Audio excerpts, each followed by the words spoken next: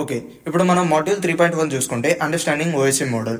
So ఈ OSM model అంటే ఏంటి, అసలు ఓఎస్ఎం ఫుల్ ఫామ్ చూసుకుంటే open system inter connection. So మీకు ఇప్పుడే అర్థమైపోయి ఉంటుంది నాకు తెలిసి, ఓపెన్ సిస్టమ్ అనమాట ఇది. So OSM model is a reference model for how application can communicate over a network. So ఒక నెట్వర్క్లో ఒక అప్లికేషన్ ఇంకో అప్లికేషన్ని ఎలా కమ్యూనికేట్ జరుగుతుంది ఆ రెండింటి మధ్య అని తెలుసుకోవటాన్ని ఈ ఓఎస్ఎం మోడల్ యూజ్ చేస్తారు అనమాట. సో అసలు మనం ఓఎస్ఎం మోడల్ ఎందుకు తెలుసుకోవాలి, ఎందుకంటే మీకు త్వరలో మ్యాప్ ఇవన్నీ అయితే చాలా చాలా ఉంటాయి అన్నమాట. సో వాటిల్లో ప్యాకెట్స్ అనేది ఒక ప్యాకెట్ నుంచి ఇంకో ప్యాకెట్కి ఎలా ట్రాన్స్ఫర్ అవుతుంది, ఒక డేటా ఎలా ఎన్ని లేయర్స్ దాటుకొని మనకి విజిబుల్ అవుతుంది, జీరోస్ వన్స్ నుంచి మనకి అవుట్పుట్గా మనకు కావాల్సిన డేటా ఎలా వస్తుంది. సో ఇవన్నీ తెలుసుకోవాలంటే ఓఎస్ఎం మీద మనకి మంచి గ్రిప్ అయితే ఉండాలి. ఓకే, సో ఎక్కడ కూడా మీరైతే స్కిప్ చేయకుండా జాగ్రత్తగా అయితే చూడండి, చాలా కన్ఫ్యూజింగ్ ఉంటుంది. బట్ మీరు మళ్ళీ అయితే చూడండి మీకు అర్థం కాకపోతే. ఓకే, సో ఓఎస్ఎం మోడల్లో వచ్చేసరికి టోటల్ 7 లేయర్స్ అయితే ఉంటాయి. సో ఫస్ట్ వన్ వచ్చేసరికి ఫిజికల్ లేయర్, సెకండ్ వన్ వచ్చేసరికి డేటా లింక్ లేయర్, థర్డ్ వచ్చేసరికి నెట్వర్క్ లేయర్, ఫోర్త్ వచ్చేసరికి ట్రాన్స్పోర్ట్ లేయర్స్, ఫిఫ్త్ వచ్చేసరికి సెషన్ లేయర్, సిక్స్త్ వచ్చేసరికి ప్రజెంటేషన్ లేయర్, సెవెంత్ వచ్చేసరికి అప్లికేషన్ లేయర్. ఏంటి బ్రో కింద నుంచి చదివే ఉంటే కింద నుంచే అనమాట. ఇక్కడ వచ్చేసరికి ఫస్ట్ది ఫిజికల్ లేయర్ అయితే ఉంటుంది, అండ్ ఇది సెవెంత్ వచ్చేసరికి అప్లికేషన్ లేయర్ అయితే ఉంటుంది. మీకు నెక్స్ట్ స్లైడ్లో అయితే క్లియర్ అవుతుంది కొంచెం. ఓకే, సో ఇప్పుడు మనం ఏదన్నా డేటా అనేది ఒక డివైస్ నుంచి ఇంకో డివైస్కి కానీ, సో మీకు అర్థమయ్యేలా చెప్తున్నాను, ఒక డివైస్ నుంచి ఇంకో డివైస్కి మనం డేటా అనేది పంపించేటప్పుడు అప్లికేషన్ నుంచి ఫిజికల్ లేయర్ ఈ ప్యాటర్న్ అయితే వెళ్తుంది. అండ్ మనకి అక్కడి నుంచి ఇక్కడికి మన డివైస్కి వచ్చేటప్పుడు, ఆ డివైస్ నుంచి మన డివైస్కి వచ్చేటప్పుడు ఫిజికల్ టు అప్లికేషన్ లేయర్ అయితే ఉంటుంది. సో దాన్ని ఫస్ట్ మన దగ్గర నుంచి వేరే డివైస్కి వెళ్ళేదాన్ని ఎన్క్యాప్సులేషన్ అయితే అంటారు, అండ్ అక్కడి నుంచి మన డివైస్కి వచ్చేదాన్ని డీక్యాప్సులేషన్ అని అయితే అంటారు. సో ఒక్కొక్క లేయర్ గురించి అయితే మనం డీటెయిల్గా అయితే ఇప్పుడు తెలుసుకుందాం. ఫస్ట్ లేయర్ చూసుకుంటే ఫిజికల్ లేయర్ అనమాట. This is the lowest layer of the OSM model. ఇక్కడ మీరు డయాగ్రామ్లో చూసుకుంటే సో బాటమ్ వచ్చేసరికి ఫిజికల్ లేయర్ అయితే ఉంది. Okay, so physical devices that facilitate data transfer such as modems, routers and network interface card. So NICs కానీ modems కానీ ఇవన్నిటిని physical devices అంటారు. మీకు అది తెలుసు కదా, ఇవన్నీ ఫిజికల్ డివైసెస్ అనమాట. ఇదేం చేస్తుందంటే ఈ ఫిజికల్ లేయర్ ఆ ఫిజికల్ డివైసెస్ నుంచి డేటా అనేది కరెక్ట్గా ట్రాన్స్ఫర్ అవుతుందా లేదా అని దానికి రెస్పాన్సిబుల్ ఎవరంటే ఈ ఫిజికల్ లేయర్. సో ఈ లేయర్లో మనం డేటాని బిట్స్ అని అయితే అంటాం. ఇవి అయితే కొంచెం గుర్తుపెట్టుకోండి, ఇవి మనకి నెక్స్ట్ అనేది చాలా ఉపయోగపడుతుంది. చాలా అండర్స్టాండింగ్ అవ్వాలంటే ఇవైతే చాలా గుర్తుపెట్టుకోండి, నేర్చుకోండి. ఓకే, సో కన్ఫ్యూజ్ అయితే అవ్వద్దు. ఫిజికల్ లేయర్ అంటే ఫిజికల్ డివైసెస్. ఈ ఫిజికల్ లేయర్ ఏం చేస్తుందంటే ఫిజికల్ డివైసెస్ కరెక్ట్గా డేటా అనేది ట్రాన్స్ఫర్ అవుతుందా లేదా అని చెక్ చేసుకుంటుంది ఈ ఫిజికల్ లేయర్లో. ఓకే, సో నెక్స్ట్ లేయర్ వచ్చేసరికి data link layer. Data link layer అంటేనే ఒక డేటాని ఇంకో డేటాకి లింక్ చేయడం అంతే. This layer converts data packets into bits. నేను ఇందాక చెప్పాను కదా, in this layer data is called as bits. So అందుకని ఇవైతే చూసుకోండి జాగ్రత్తగా, ప్రతి ఒక్కటైతే గుర్తుపెట్టుకోవడానికి అయితే ట్రై చేయండి. ఓకే, ఎందుకంటే నెక్స్ట్ వచ్చే స్లైడ్స్ అన్నీ కూడా మనం ఇంత క్లియర్గా అయితే ఉండవు. This layer converts data packets into bits encoding. Okay bro, bits అంటే ఏంటి? బిట్స్ అంటే ఏం లేదు, జీరోస్ వన్స్ అనమాట ఎన్కోడింగ్. సో అవి మీరు తెలుసు అని నేను అనుకుంటున్నాను. ఓకే, బిట్స్ అంటే జీరోస్ వన్స్ అంతే అనమాట for transmission and then back into packets decoding. Okay, so ఇవేంటంటే ఎన్కోడింగ్ నుంచి డీకోడింగ్కి మార్చేదాన్ని ఈ డేటా లింక్ లేయర్ అంటారు. అంటే జీరోస్ వన్స్ నుంచి అప్లికేషన్కి కానీ ఫిజికల్కి కానీ, సో జీరోస్ వన్స్ నుంచి ఏదన్నా వేరే లేయర్కి ట్రాన్స్ఫర్ చేయటాన్ని ఈ డేటా లింక్ లేయర్ అనేది యూజ్ చేస్తారు. Okay, that it ensures the message is deliver correctly from one node to another node. ఒక నోడ్ నుంచి ఇంకో నోడ్కి కరెక్ట్గా డేటా అనేది వెళ్ళిందా లేదా అని ఈ లేయర్ అయితే చెక్ చేస్తుంది. ఓకే, సో మీరు సింపుల్ గుర్తుపెట్టుకోవడానికి 2 డివైసెస్ ఆర్ లింక్. ఒక 2 డివైస్లు అనేది లింక్ అయి ఉన్నాయి.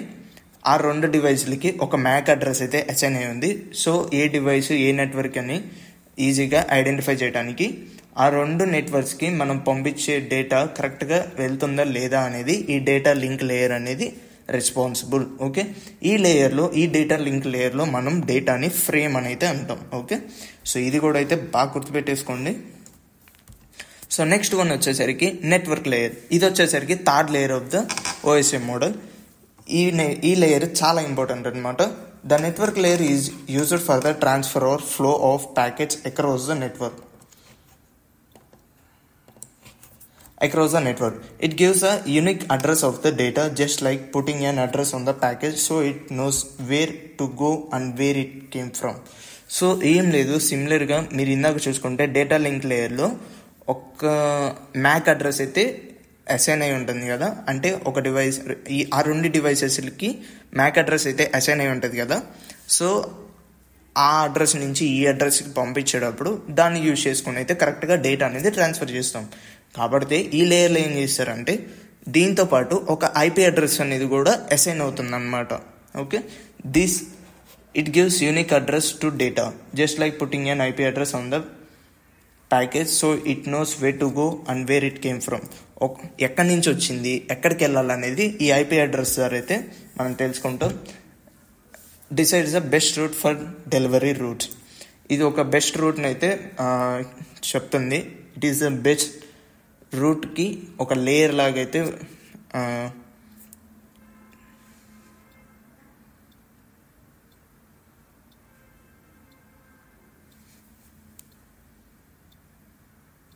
Decides the best route for delivery routers.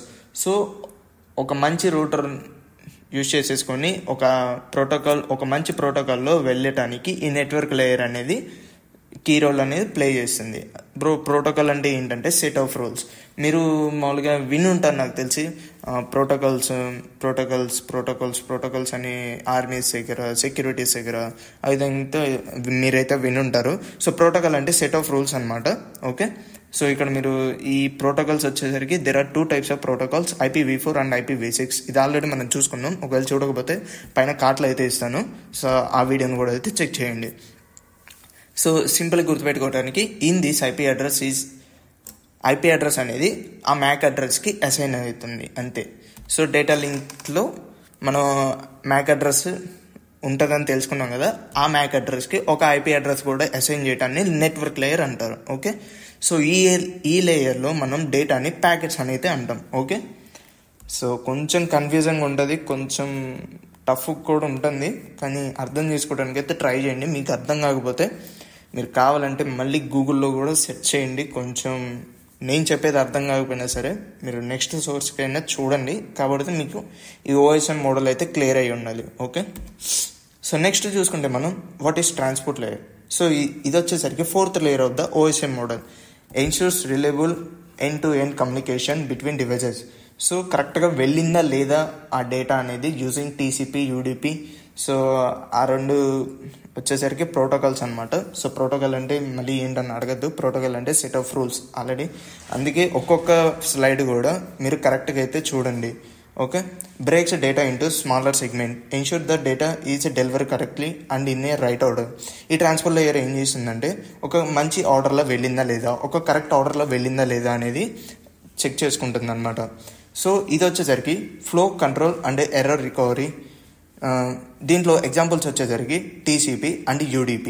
So TCP అంటే ట్రాన్స్మిషన్ కంట్రోల్ ప్రోటోకాల్, UDP అంటే యూజర్ డేటాగ్రామ్ ప్రోటోకాల్. వీటి గురించి నెక్స్ట్ మనం కొంచెం క్లియర్గా అయితే చెక్ చేసుకుంటాం. సో నెక్స్ట్ సెషన్ లేయర్ వచ్చేసరికి this is the 5th layer of the OSM model. Managers and control session between 2 communication devices. ఇదేం చేస్తుందంటే సెషన్ ఏంటి బ్రో ఈ సెషన్ అంటే, లైక్ మీరు ఒక టెలిగ్రామ్ అకౌంట్ తీసుకోండి. So Telegram is the best example for session understanding. అంటే ఎగ్జాంపుల్గా చెప్పాలంటే ఇప్పుడు టెలిగ్రామ్ వచ్చేసరికి ఒక 3 డివైసెస్లో లాగిన్ చేసి ఉంది. సో ఆ 3 డివైసెస్లో ఒక డివైస్ నుంచి ఇంకో డివైస్లో లాగౌట్ చేయడానికి మనకి ఆప్షన్ అయితే ఉంటుంది. జీమెయిల్ కూడా ఒక డివైస్లో నుంచి మనం గూగుల్ మేనేజర్ సంథింగ్ ఏదో ఉంటుంది, అక్కడికి వెళ్ళేసి మనం డివైస్ అనేది రిమూవ్ చేసేయచ్చు. ఇక same as a Telegram. So టెలిగ్రామ్లో కూడా ఆ డివైసెస్లోకి వెళ్ళి ఆ డివైస్ మీద క్లిక్ చేసి రిమూవ్ డివైస్ అని కొడితే సెషన్ అనేది వెళ్ళిపోతుంది వాళ్ళ ఫోన్లో. అంతే అనమాట. సెషన్ అంటే ఎంతవరకు ఉండాలి, ఎంతసేపు ఉండాలి ఆ డివైస్లో, మేనేజర్స్ అండ్ ఎప్పుడు ఎండ్ అవ్వాలి, ఎప్పుడు స్టార్ట్ అవ్వాలి, అదంతా కూడా సెషన్ లేయర్ అనేది రెస్పాన్సిబుల్ అనమాట. సో అది ప్రతి ఒక్క యాక్టివిటీని మనం ఎప్పుడు వచ్చాం, ఎప్పుడు వెళ్ళిపోయాం, మన లాస్ట్ సీన్, అవన్నీ ఆన్లైనా కాదా ఇవన్నీ ఏంటంటే సెషన్ లేయర్ అనేది మేనేజ్ చేస్తుంది. It manages and controls communications between computers establishing maintaining and terminating them.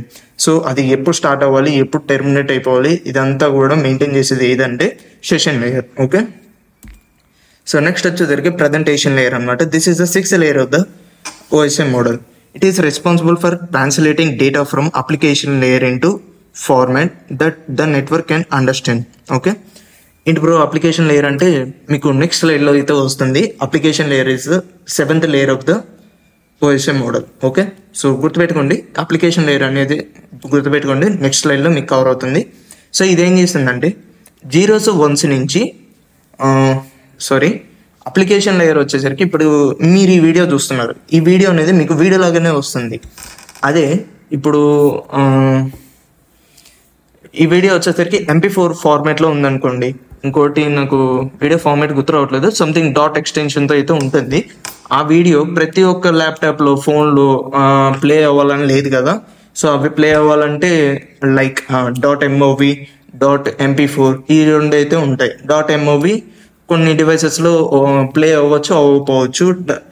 .mp4 కూడా అంతే, కొన్ని డివైసెస్లో ప్లే అవుతాయి, కొన్ని డివైసెస్లో ప్లే అవ్వవు.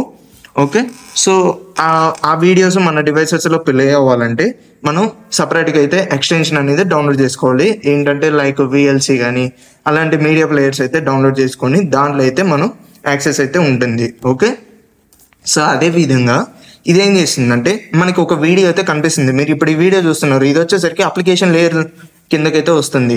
But according to the network అవేంటంటే జీరోస్ వన్స్ మాత్రమే అండర్స్టాండ్ చేసుకోగలరు. కాబట్టి కేవలం బైనరీ లాంగ్వేజ్ సిస్టమ్ అర్థం చేసుకోగలదు.